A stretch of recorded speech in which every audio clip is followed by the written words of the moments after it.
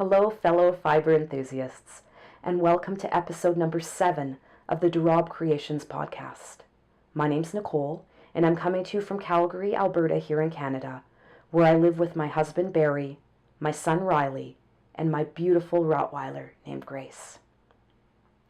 This podcast does deal primarily with crochet and yarny goodness, as well as some sewing, and every podcast comes complete with a book recommendation at the end from my bookshelf. So if that sounds like something you're interested in, please pull up a chair, grab yourself a cup of tea, a cup of coffee, and join me for a little bit of crafty chat.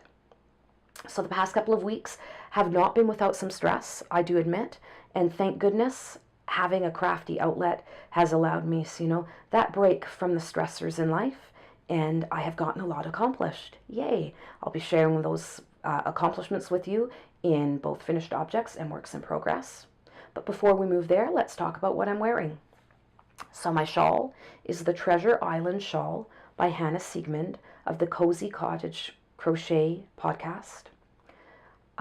It is available as a paid pattern on Ravelry, and I do suggest you go check it out. It's a wonderful pattern. The fiber that I used is it's a hand-dyed merino nylon blend from Polka Dot Creek, which is a dyer in Airdrie, Alberta, and the colorway is called Pumpkin Patch. So really love the colorway, really love the pattern. If you're interested in hearing more about this shawl, please go back a couple of episodes where I talked about it extensively. You'll get all the information you need, I'm sure. But yes, it's beautiful. I love it. It's great for cooler days, even through the summer, as well as the cooler evenings here in Calgary. We do cool down in the evening quite significantly. However, right now it is neither cool nor evening. So as I said, we'll see how long this lasts. It may or may not make it through the whole podcast. Alrighty, so let's move on then to some finished objects.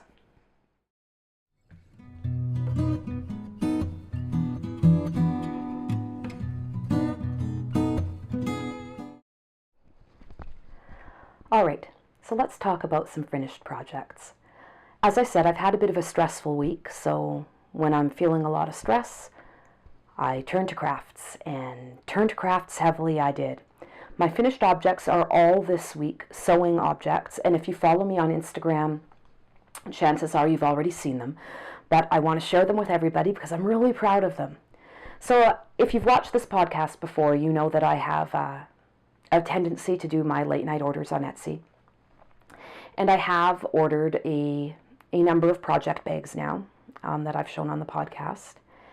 And I was just struck by the fact that I have tons of fabric. I have a sewing machine.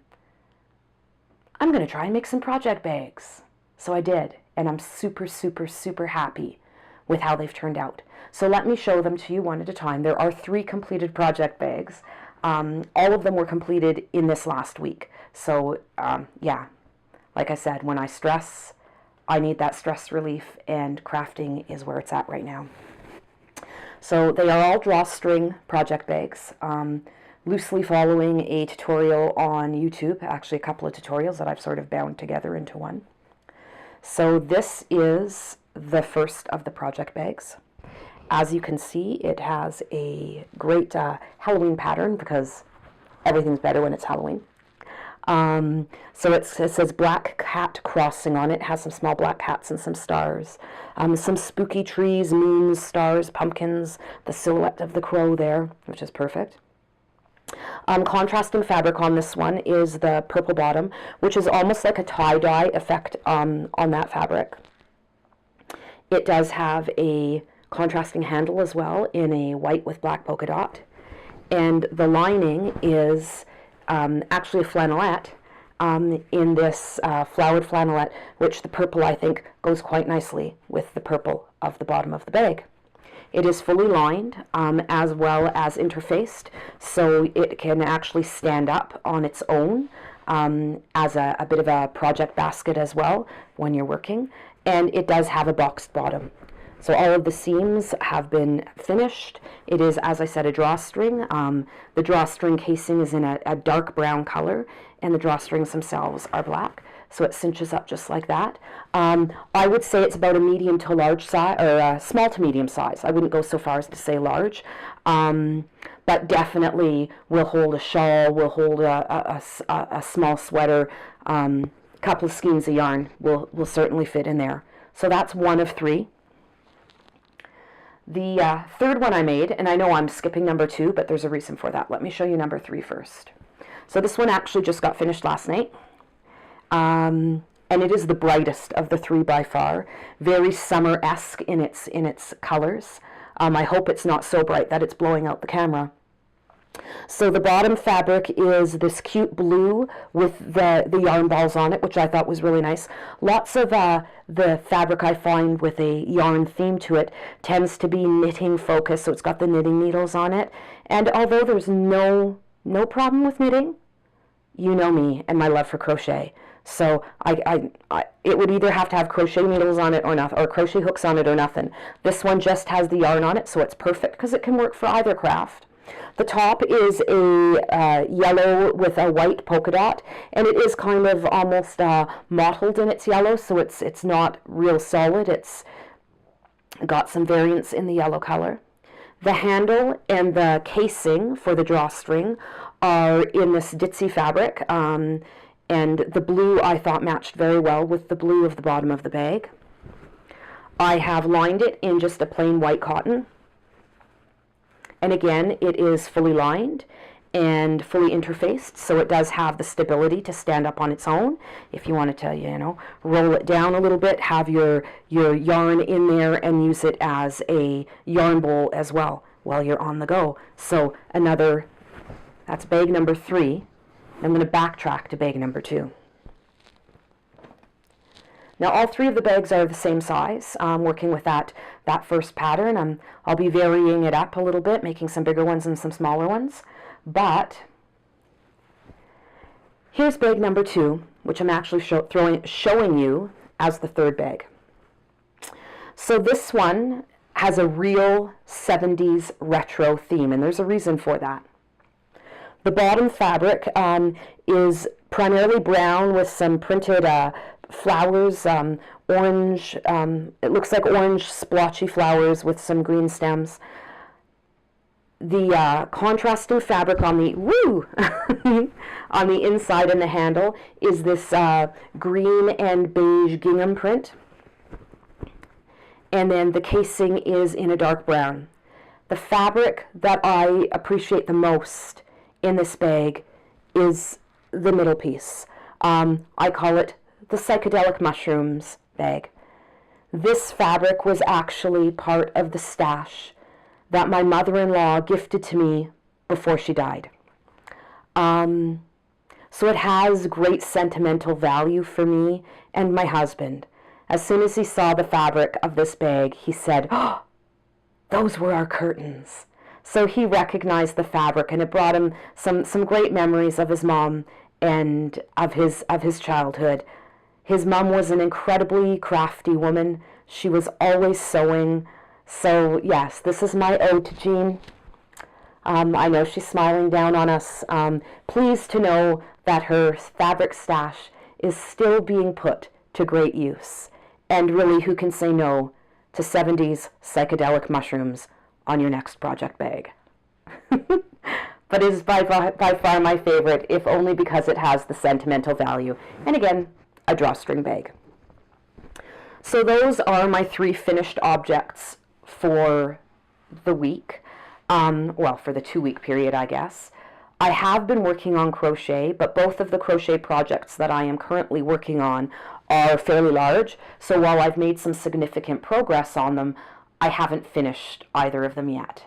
But that will be shown to you in the next segment, which will be my current projects, works in progress, call it what you may, but it's coming up next.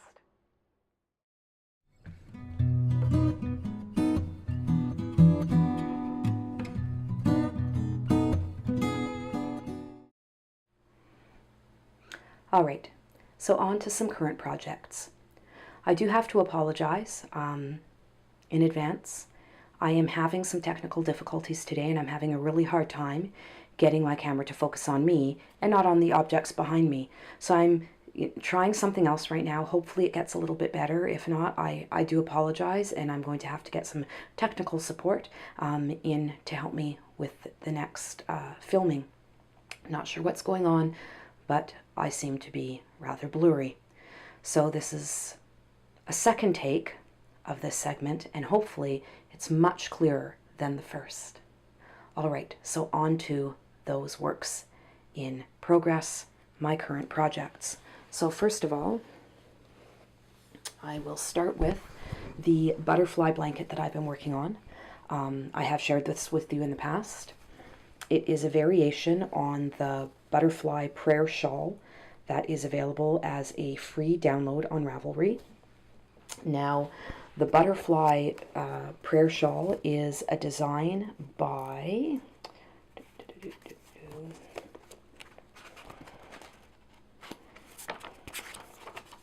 my goodness, I'm sorry. N.J. Sharon and Debbie Adams. And as I said, it's available on Ravelry, and it's a free pattern. I did find, as a YouTube tutorial by the Fibre Spider, the variation to turn the triangular shawl into a square blanket. And that's what I've done. So I will hold this up for you to see the progress. It is getting very large. All right, so there it is. Oh, there's the front there. So hopefully you can see the wonderful, wonderful butterfly patterning that is going on there. I absolutely adore this. I think it is very subtle, but very pretty at the same time. The yarn that I'm using is Karen Cakes in the buttercream colorway. It is 80% acrylic and 20% wool. I have used it quite a few times in the past. Now, Karen Cakes, as everybody probably does already know, is one of the color-changing yarns out there. And it seems to be either you love it or you hate it. It is not a gradual color change. Karen Cakes have very abrupt color changes, and that is not ideal for every project. I, however, think it works quite well with this style of blanket where you're sort of building from the inside out, and it really doesn't matter where those color changes occur. It saves a lot of time when it comes to weaving in ends, and the colors go so well together. So I'm very pleased with how this is turning out. It will be a project for me. It is going downstairs on my couch, and when it's complete, I will definitely show you some pictures of it in use. Yeah, I'm quite pleased with how it's turning out. So my next project that I have been working on is the Blurred Lines sweater. Now, it is a paid pattern on Ravelry, and it's by Deanne Ramsey of Addydae Designs. It is a crochet yoke down sweater. It does have long sleeves with a cute little thumb hole in the cuff. It is blurred, as the name suggests. So I've worked with a sky blue color from the neck on down. I have just started to stripe in, so to blur in my next color, which is a denim blue. Now the pattern is written for 2 colors, and I've chosen to use 3. The third color will be a teal lake, it's called. So it'll go sky blue, denim blue, and then teal lake at the bottom. Overall, the pattern is amazing. It is so well written. The instructions at the beginning answer any of my questions so far that have come up. It's clear, it's concise, it's easy to follow. Highly recommend this pattern. Let me show you the project as it sits. So it will be a little bit more difficult to show you because I currently do have 2 colors on the go at once, so a little bit of color work as I bring in the secondary color. So here it is.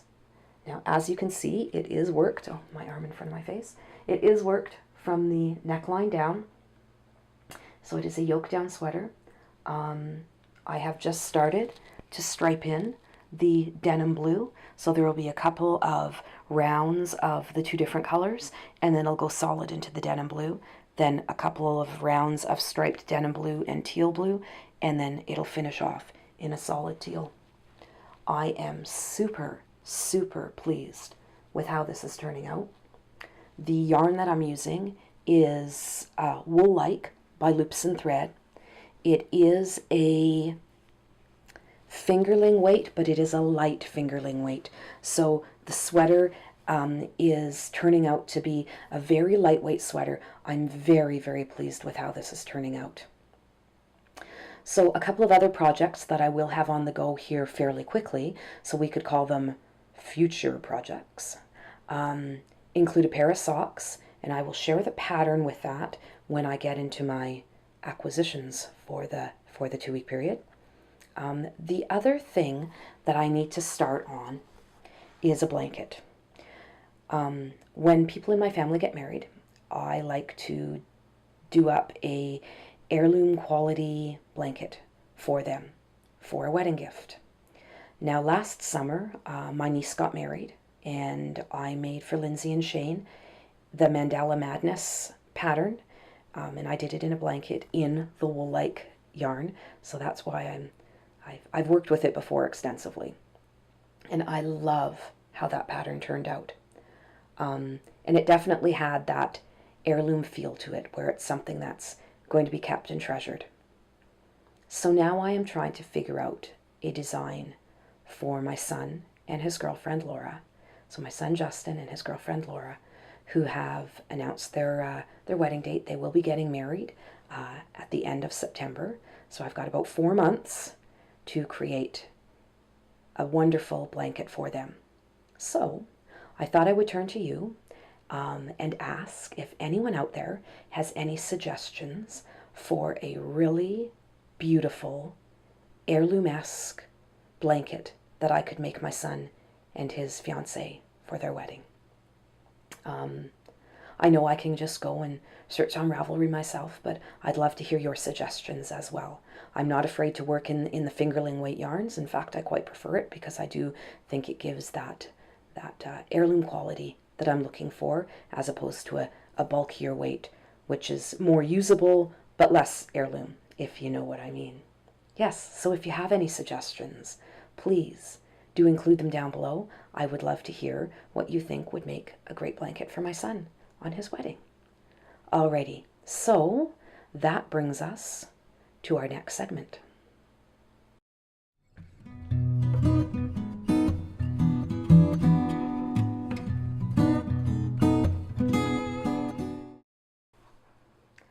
All right, so that's going to bring us into the next segment of the podcast, which are my acquisitions for the past 2 weeks. This will probably be the longest segment of the podcast as well. Not only did I have an Etsy order arrive, but I also attended last weekend the Spring Fibre Festival here in Calgary. It wasn't a huge fibre show, but it was good quality. I did take a bunch of pictures, and I'm going to have them at the very end of the podcast. So if you'd like to see some pictures of the Fibre show, please stay tuned to the very end when I will share those with you. So yes, between the Etsy order coming in and visiting a Fibre fair, there were a number of acquisitions. So let's dive in. I'm going to start out with the Etsy order since it was first in the chronological order.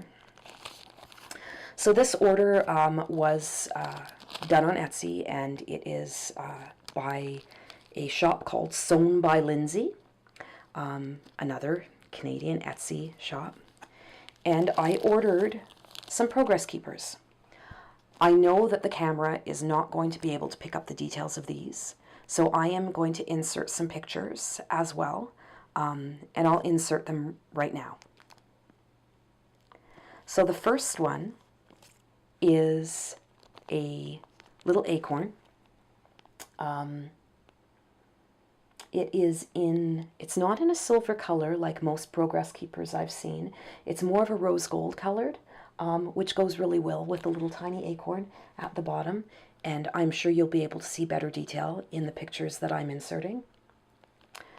The second one is just gorgeous. It is in those silver tones, and it is a little tiny bee attached to a honeycomb. So cute. And lastly, I ordered 2 of the next one because one is going to be for me and one is going to be for my giveaway. And we'll talk about the giveaway later on. So it is a maple leaf, a red maple leaf, which of course is a symbol of Canada. And my giveaway definitely has a Canada theme. So there is a small red maple leaf progress keeper as well. So as I said, those were all an Etsy order. The Etsy shop is Sewn by Lindsay. Yeah, great service. It came with a little a tea bag of some beautiful organic green tea and a little stitch marker, a knitting stitch marker, but that's okay. It's beautiful anyway, and I thank her very much. Thank you, Lindsay, for that beautiful, beautiful little gift in my order. So let's get on to the Fibre Festival, shall we? So starting out with non-fiber that I bought at the Fibre Fair. The shop is called Think Yarn, and they do have an Etsy shop as well. I didn't discover them on Etsy, I just discovered them at the Fibre Fair. They are local to Calgary, I believe. And she had some beautiful, beautiful shawl pins. Shawl pins are something I struggle to find. So when I do find one I like, I snap it up right away. I will insert a picture of this as well because I'm not sure how well you're going to be able to see it here. She does make her shawl pins using polymer clay. It is beautifully detailed in a sort of a teal blue color with a silver shawl pin. And I think it's just gorgeous. And as I said, she does have an Etsy shop. On Etsy, it's Think Yarn Shop, and a Facebook page called Think Yarn. So definitely very pleased with my new shawl pin. All right, on to the yarn.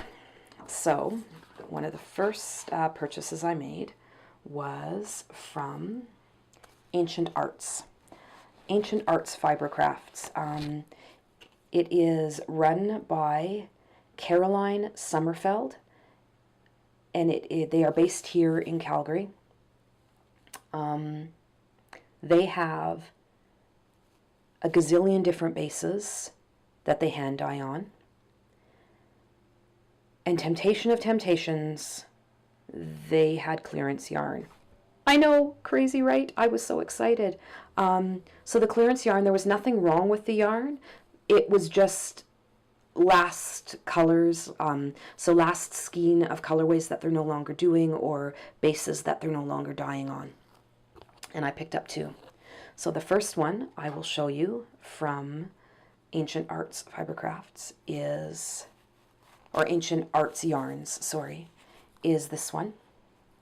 It is 100% superwash blue face Leicester. It is a 4-ply fingerling sock weight yarn. There are 400 meters to 100 grams, so a typical sock weight fingerling yarn. And it is absolutely gorgeous. So the base is definitely a cream color. And then, as the name suggests, with calico gone wild, it does have all the colors that you would expect to see in your neighborhood calico kitty cat. So it's got the oranges, the grays, the blacks. It is just beautiful. I've never worked with 100% blue face Leicester, so it'll be interesting. I am looking forward to trying this out.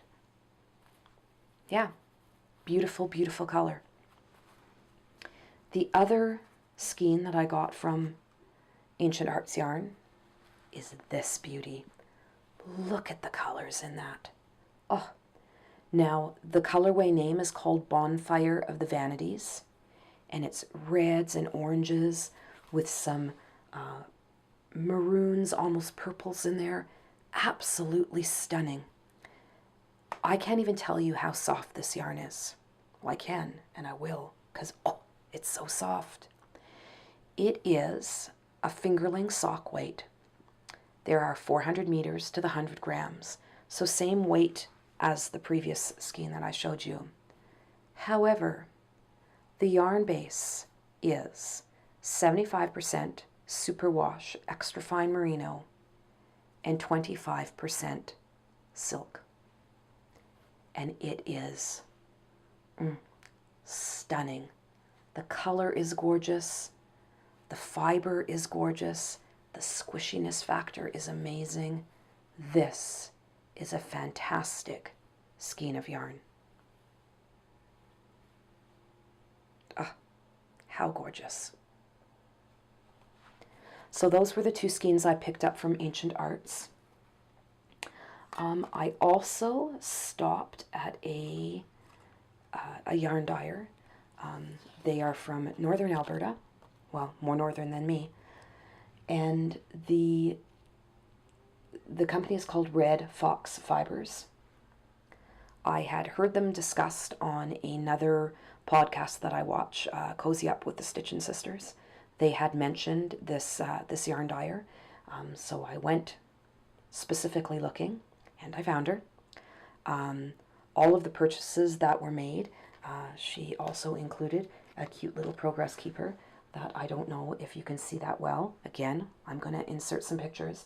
And it is a little tongue-in-cheek, but I thought it was funny. I apologize in advance if anyone is about to get offended. I'm sorry. But as you can see, it's a wooden, which is different. I quite like that. And it's got the little fox on it, their logo. And then it says 0 fox given. So it is a little tongue-in-cheek and a little colorful, we'll call it. But I thought it was quite funny. Yeah, so nice that they added that in. And there is the big business card. And let me show you the beautiful colorway. So I really hope that these colors show up well on camera, because they are beautiful, very subtle, very muted, and I love them.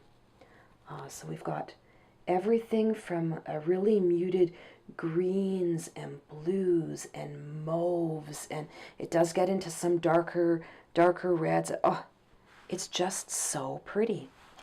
Now, it is their Into the Wild sock base, which is 75% merino and 25% nylon. So a pretty standard sock base. There are 463 yards to 100 grams, so that is almost identical to the other ones. A little bit more than 400 meters to the 100 grams. And the colorway is called On the Rocks. It's just gorgeous. Very subtle and subdued, but oh, I am so excited to see how this one works up. And again, that was from Red Fox Fibres. Yeah, check them out if you haven't. Pretty amazing colors going on there. And I know they are a vendor at the Fibre fair that I'm going to in September in Lacombe, Alberta. So I look forward to seeing them again and hopefully picking up another skein or two of their yarn. So my final yarn purchase at the Fibre fair is this one. Now I got 3 skeins of this one. I'm trying to trying to, not always just pick up single skeins of fingerling weight yarn. Trying to pick up things that I have, that I can do a little bit bigger projects or more cabling type projects, because of course cabling eats up a little bit more yarn. And that's what these are destined for. I'll show you the pattern in a minute. So the yarn itself came from the Custom Wollen Mills. They're based out of Carstairs, Alberta. And let me read you a little bit about what it says on the card. The Custom Wollen Mills story. From our beautiful prairie home, we have preserved the heritage of the local woolen mill, Western Canadian wool produced on machines dating back to 1868. So that's pretty cool. For the people who are watching from the UK, you have such a fiber-rich culture that you don't necessarily find here in Canada. So to be able to find a mill that's trying to preserve the history of the fibre arts in Canada is amazing, because obviously it did exist, just not to the extent that it did in the UK. So again, the light is changing. I apologize. So this is probably looking fairly gray on camera, but it actually does have a lot of purple undertones to it. Now it is 70% pure wool and 30% nylon. It is very toothy. It is a rustic yarn, and that's the wool in it for sure. The color is called War Claw, W-A-R-C-L-A-W, War Claw, and I think it is gorgeous. These skeins, I did get 3 of them, I do have a project for, and it is in the fall 2017 issue of the Interweave Crochet magazine. And there are these amazing, amazing birch cable socks. The pattern is by Brenda Anderson, and they are absolutely stunning. Great amount of cabling. I think that this yarn is going to be fabulous for these socks. They do look like they are a thicker sock, so not quite something that you would be able to get away with in, dress shoes, but definitely for hiking boots, for that sort of thing. I just think they're gorgeous, and I am really looking forward to being able to get those on the hook. So I've got the yarn, I've got the project.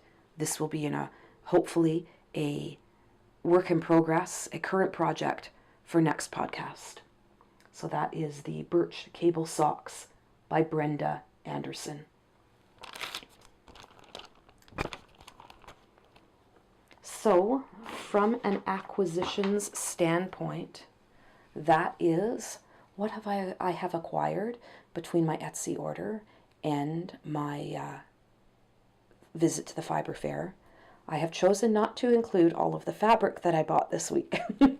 I'll just show that fabric as it gets made into bags and whatnot.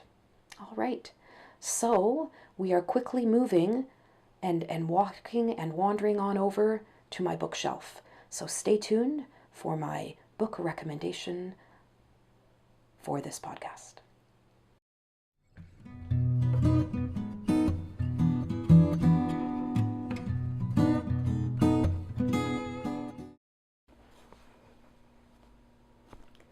Alrighty, so on to the final segment of today's podcast. And we've taken a trip, once again, to my bookshelf. So this week, I would like to talk to you about a book called Unbury Carol. And it is written by Josh Malerman. Now this copy that I'm showing you is an advanced reader's copy that I received from the publisher in exchange for an honest review, which I will be giving them and giving you a recommendation. So Josh Malerman is not a new author. He does have a few books out, and I really, really did enjoy a previous book of his called The Bird Box. So this story has the feel of a Western. Not my normal genre, I assure you. But it does have the feel of a Western. Definitely not in, our known wild, wild west, so to speak. This reality is a different reality than the one that we live in, but not in a really far-fetched, big stretch, science fiction fantasy way. This book is not shelved in a fantasy section. It is just shelved in general fiction. Now, the gist of the story is the main character, one of the main characters, Carol, has a strange disorder in which she falls into a coma that is almost indistinguishable from death. Very few people know about her condition, and the book starts out with her best friend dying. He knew about the condition and was only one of 3 people, really, alive who knew about the condition. Her best friend, her husband, and her ex-lover. She falls into one of her comas, and her husband decides that he's had enough, and he's going to bury her. Oh my God. Talk about a chilling premise for a story. So the story itself is told from a couple of different perspectives. You get the perspective of the husband, the vile character who is attempting to murder his wife by burying her alive. Carol, who is in her coma, but is aware of what's happening around her. Can you imagine? And her ex-lover, who does find out that this is about to happen. It's almost a spin on a Sleeping Beauty type tale. But in this one, for the most part, Carol is strong. She is strong. A great character. Now, Josh Malerman as an author does tend to have a bit of a fantastical side to his storytelling. And there are some dark elements that are are a part of his story, that are interweaved with his storyline, that aren't always completely resolved or explained through the telling of the story. I know that is not everyone's cup of tea. So if you're looking for a story that at the end neatly explains everything away, this isn't it. But if you enjoy reading about a time and a place that could very well have been real, that has a little bit of a dark element, and where you really get behind the characters, this is it. Very, very well written. A great story with an awfully disturbing premise. But I do suggest you take a look at this one and at some of his previous work as well. Fantastic, fantastic storyteller. So, that was my little trip to the bookshelf for this podcast. Quickly, 2 more things I need to talk to you about. The first one is about my giveaway.